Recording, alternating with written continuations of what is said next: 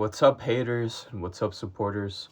Today I'm going to make a very difficult video because I'm going to speak on topics that are very difficult to articulate and that people scrutinize the heck out of me for in the past. We're going to be talking about religion. We're going to be talking about unpopular opinions about religion. I do this because I want to get better at speaking and articulation. Let's get it, guys. Ooh! Was that cringe? Good. A couple months ago, Jubilee released a video with this guy, Jordan Peterson. If you guys don't know who Jordan Peterson is, he's this guy in the men's self-help manosphere, kind of red pillish circles.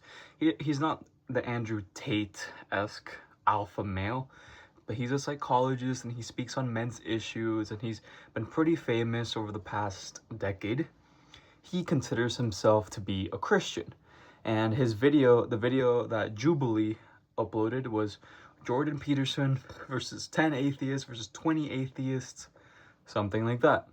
If you guys don't know what an atheist is, it's okay. We welcome people who are new to these types of topics, as well as people who are way smarter than me. An atheist is someone who does not believe in God. So in this video, the video that I'm talking about, the part that went the most viral was when the atheists were asking Peterson, what do you mean by God? They were trying to get his definition of God. And he just, I don't know, I think Jordan Peterson made the claim that was, atheists deny God, but they do not know what they are denying. And he went viral. He went hated on. People who used to love him criticized him. I love the frick out of that Jordan Peterson interview. I know, that's crazy.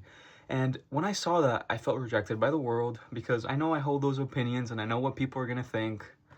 It's okay. I have to be okay with that. People aren't going to understand me. Who knows? Really, most people are just going to think I'm plain out dumb. And that makes sense. It's really my responsibility to articulate better and to persuade rather than for people to accept my beliefs. It's stupid of me to think I'm not going to be rejected for saying such controversial things, right? So I have to be okay with that. I have to do my due diligence in articulating better, hence why I am making this video. Okay, so Jordan Peterson, in the midst of saying that the atheists don't even know what God is, he was really vague in giving descriptions of what God is. And the atheists didn't like it. I don't even remember what he was asking.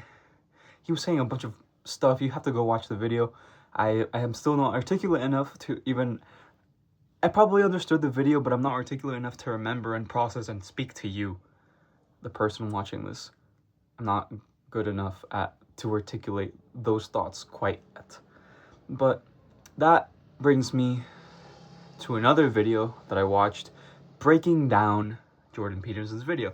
And he tried to be fair, and he was really fair, and I really felt validated by that because he managed to articulate a lot of my thoughts better than I ever have.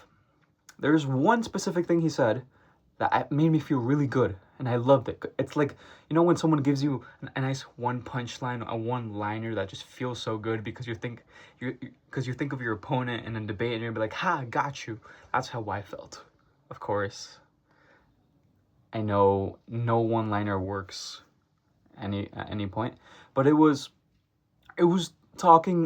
pointed at Christians. It's because people often define God and Jesus as symbols more than their literal meaning. What do I mean by this? Jesus and God is probably some inexplicable essence, force, energy, values, love, a super high being that we can't possibly comprehend. There's a certain amount of people that just say God he's like a personal guy, similar to a human, who acts and thinks and is emotional. And that can all be true with the other definition, by the way. God can be all of those things and still be a crazy, inexplicable being. But what I'm saying is more people have a better image of God. I have an absolute mess. When I think of God, my head goes like a mess. I have no idea. And I believe that is the most reasonable, least prideful way you can imagine God to be.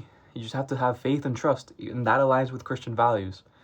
But Christians might say I'm blasphemous for even suggesting that Jesus himself was more a symbol than he was literal. And in the video that I'm talking about, that was analyzing in Peterson's video, he said the following: Christians say it's blasphemous to reduce God to symbols, but Jordan Peterson argues it is even more blasphemous to reduce God and Jesus to literal meaning. And that just validated me so hard, because that's exactly what I've been feeling. Do you guys really think God is just this guy who lived? I'm sure that can all be true, but I'm saying it's not exactly irrelevant. It's actually extremely relevant and extremely irrelevant at the same time, because God, the existence of God himself, allows for contradictions to be possible.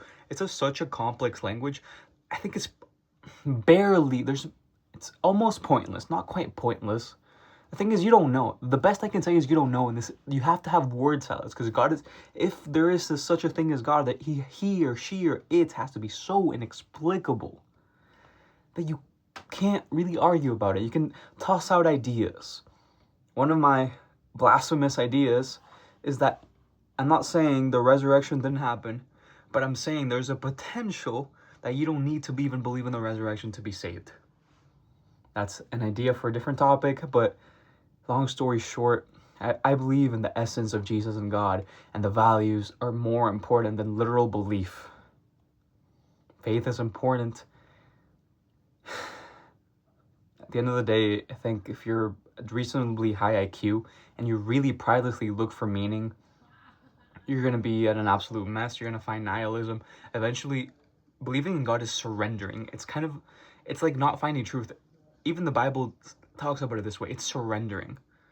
And I have surrendered in a way because I have placed the boundary in myself. I'm going to keep believing in Jesus, even though if I feel like I keep searching for truth, I'll land in nihilism. If I want to be prideless, which the Bible tells me to be prideless, I'll be in nihilism. So I have to surrender and have faith, and I'm okay with that, because I believe that will lead me to a good life. The issue that I have a problem with is that my types of beliefs are not accepted in Christian circles. I'll be an outsider. Sometimes I really believe I should just stop all this thinking, just be a normal Christian. I'll find such community really easy, but that's okay. And actually, earlier today, I saw this video of this guy who was a Christian saying, normally I make positive videos, but today, I have to be honest. Lately, I've been thinking, if someone asked me, do you believe Jesus Christ lived a sinless life and resurrected to save us all? He would be disingenuous if he said he genuinely believed that. And that reminded me what I believe in, which is Jesus is more so goodness and love, whatever the heck those things are, than he could possibly ever be the resurrection. And the resurrections, I feel like it makes a lot more sense to me that the Bible and the resurrection are just digestible stories, so humans can get a sliver of understanding of what God really is, and the significance and the glory that God could possibly be. That just seems a lot more logical. Even though I can't argue logic when I'm talking with God, it's all kind of pointless to me. Hopefully this video made some type of sense. God bless you guys. If you believe in love, or all things happen for a reason, or even free will, then you already kind of believe in something supernatural. It could be God. But who am I to know? I'm just a measly human little creature.